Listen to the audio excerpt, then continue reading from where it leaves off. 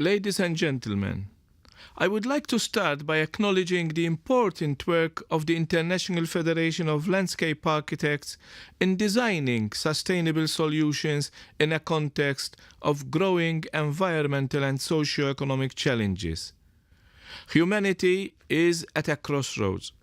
We need a healthy environment to thrive, but the pressures of development, population growth, and land use have taken a heavy toll on the environment, and ecological limits are looming.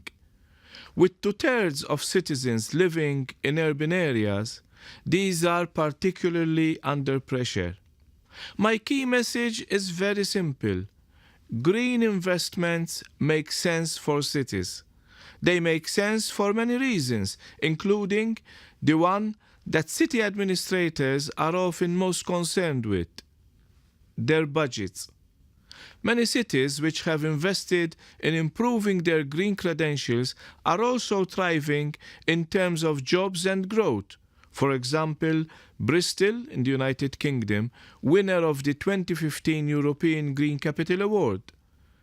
The European Union Urban Agenda is about creating better places to live and work for present and future generations, and that is why it has a strong green focus. Well-planned urban green infrastructure performs multiple functions. Compared to grey infrastructure, nature-based solutions are often cheaper, more resilient to natural disasters such as storms and floods, and they are more cost-effective in the long term. More cities are following this model. A good example is Copenhagen's decision to invest €10 million in developing a network of parks which will double the number of reservoirs able to capture water during severe storms and floods, diverting it into the city's harbour. This will prevent water draining into the city's sewage systems or in people's cellars.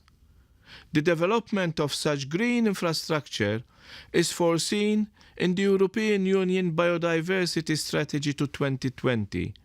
This strategy explicitly sets out to ensure that by 2020, ecosystems and their services are maintained and enhanced by establishing green infrastructure and restoring at least 15% of degraded ecosystems.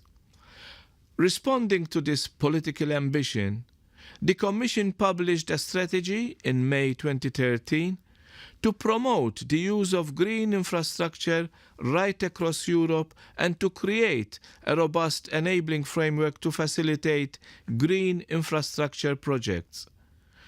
The Natura 2000 network, with over 27,000 protected sites, is at the core of Europe's green infrastructure, which provides ecosystem services essential to achieve sustainable growth.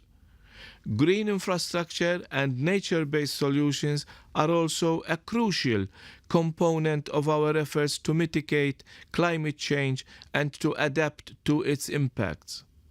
Ecosystem-based adaptation is highlighted in the EU Climate Change Adaptation Strategy.